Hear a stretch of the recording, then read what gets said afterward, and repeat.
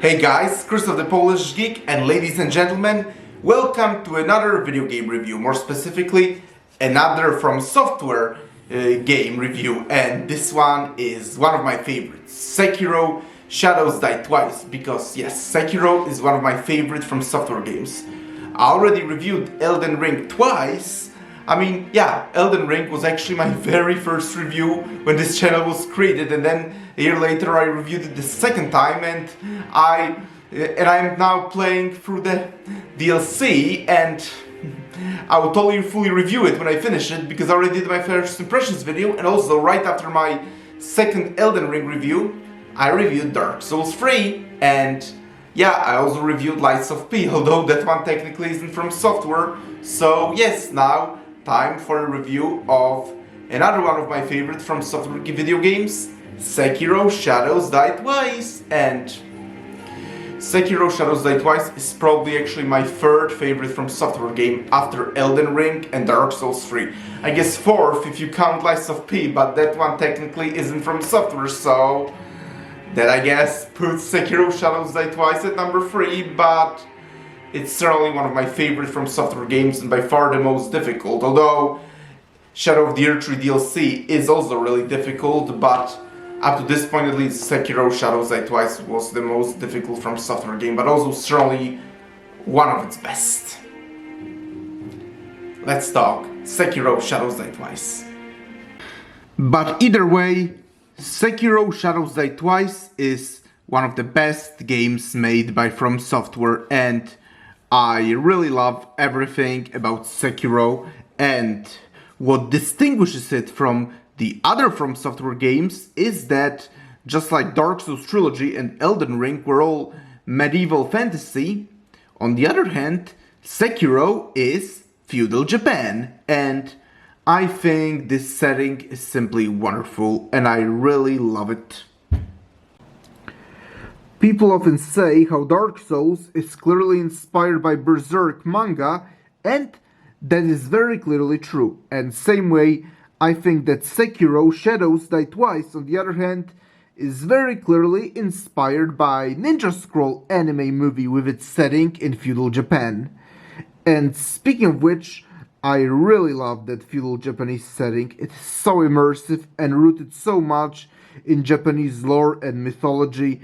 I really love that. People always say that the ultimate feudal Japanese game is Ghost of Tsushima, but I very much disagree. I very much prefer Sekiro Shadows Die Twice. Ghost of Tsushima is a great game, but ultimately I think it's actually closer to for casual gamers.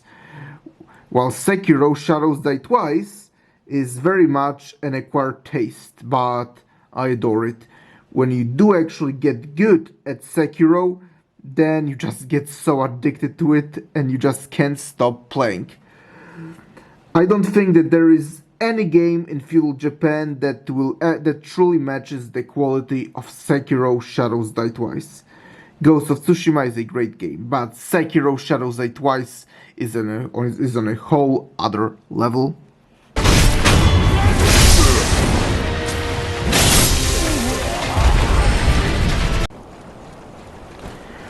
I really love the visuals and the art design of this game. The detailed and colorful art perfectly complements the feudal Japanese theme and setting, and adds so much more immersion to the game. The atmosphere is also fantastic, as is the whole level design. One of my favorite levels in the whole game is Fountainhead Palace. It just looks so amazing and beautiful. I also very much love Senpu Temple and Eshina Castle and all the others. The rich feudal Japanese atmosphere in the background and gameplay is spectacular and immersive, and that alone can get you to just keep playing this awesome game. The beautiful Japanese mountains are simply feast for the eyes, and sometimes I just stop playing to just enjoy the magnificent scenery in the background.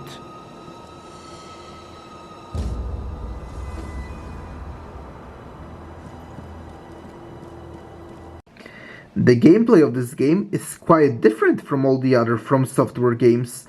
The game takes place in feudal Japan, as I've already been saying, and the game is very much samurai style.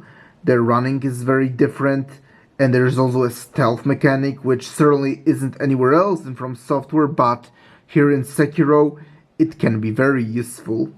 And there is leveling up like in the other FromSoftware games, but it's actually not quite the same. The leveling up in Sekiro is actually quite different than it is in the other FromSoftware games. Maybe it's not quite leveling up because it's not like you upgrade your weapons or abilities like health, stamina or strength, but you get skill points and you can learn various different skills and sometimes you can swap them. And also, instead of a round table hold in Elden Ring, Firelink Shrine in Dark Souls 3, Hunter's Dream in Bloodborne, or Hotel Krat in Lies of P, here your hub area where you relax and improve is the Dilapidated Temple, and I think it is a great area. I really love how Dilapidated Temples feels far more relaxing actually from all the other hubs in the FromSoftware games, and I also really love how it is very much affected by different times of the day and the weather can sometimes change here too. Yep, I really love the Dilapidated Temple and it feels so relaxing.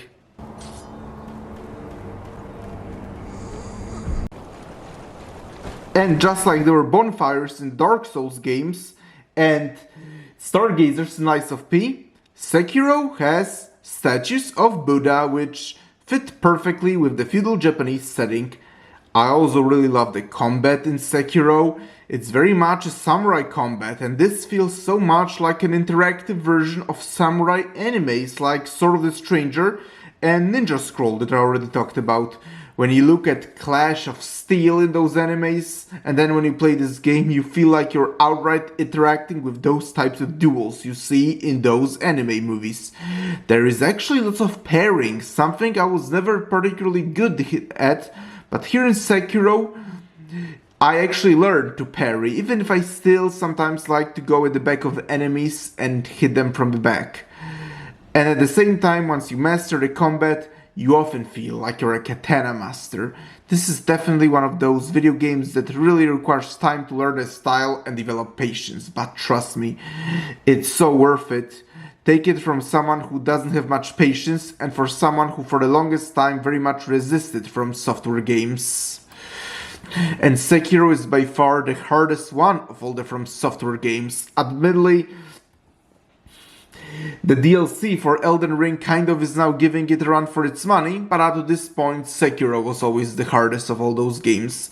And there isn't even leveling up, there is a skill tree to learn different skills, but that's pretty much it. I mean, and you do also uncover new abilities as you're playing the game, but it's not quite as developing different skills like in Dark Souls. Sekiro is very much get good or leave, which I admittedly did leave quite a few times before finally mastering this awesome game. Once you beat Sekiro, you feel like you could really beat any FromSoftware game.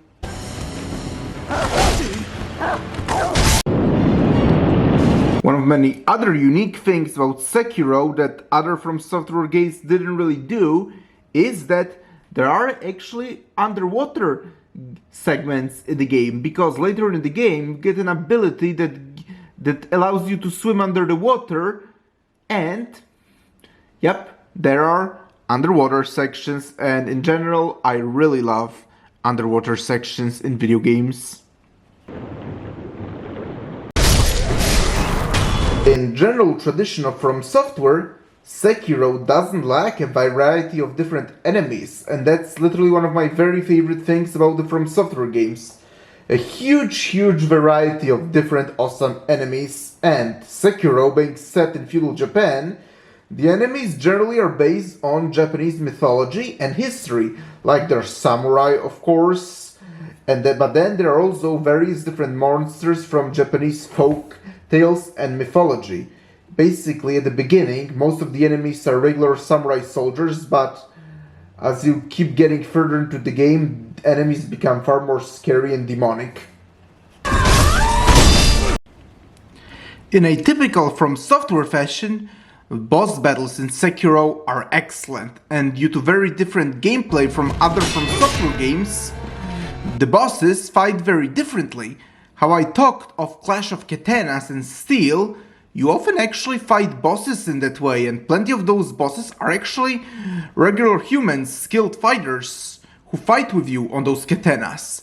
And every boss also has very different abilities, and often you have to figure out something completely new to beat the boss. And also, what I love in that game is that when you do defeat the boss, there is a unique finishing move. It's called Death Blow, and after boss health comes to finish, you use your katana to brutally finish the boss off, and it's awesome. Like, this is something I truly love in Sekiro, and I do wish other From Software games did adopt that.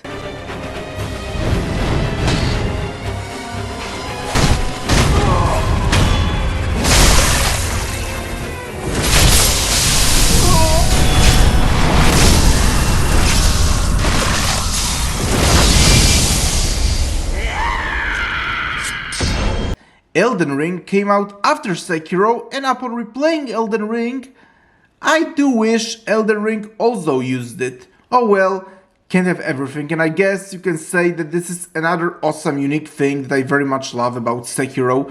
And Sekiro is by far has the hardest bosses in all of From Software, since generally one tiny mistake and you die. But at the same time, you gotta get up and try again, especially that generally after doing that mistake, you generally do know what you did wrong and you gotta keep try again and fix it. Not that it always works, and sometimes you can get greedy like I often do and actually screw up again. And not gonna lie, that I did quite rage a lot on my very first playthrough. After beating the boss though, it feels so rewarding and satisfying.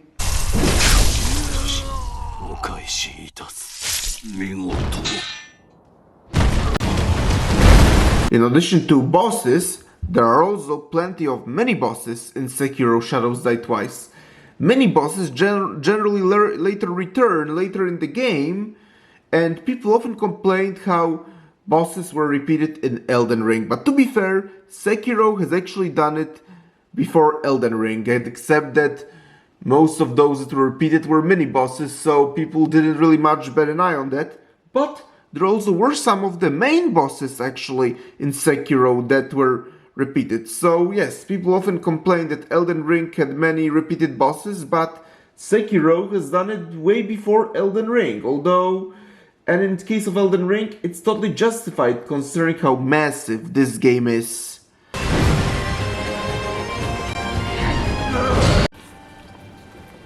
Another thing that differs Sekiro from all the other From Software games is that there certainly is a lot more of a story in Sekiro than there is in other From Software games, because like Dark Souls and Elden Ring are certainly very lore heavy and they have very rich, awesome lore, but you can't really say there is much comprehensible story with character development. While Sekiro certainly has also rich lore, rooted in Japanese mythology of course, but there certainly is also a very clear narrative, kind of like in Lies of P, which also had a very clear narrative. But overall, Sekiro Shadows Die Twice is certainly one of From Software's best video games, and certainly the most unique one. I love Sekiro Shadows Die Twice.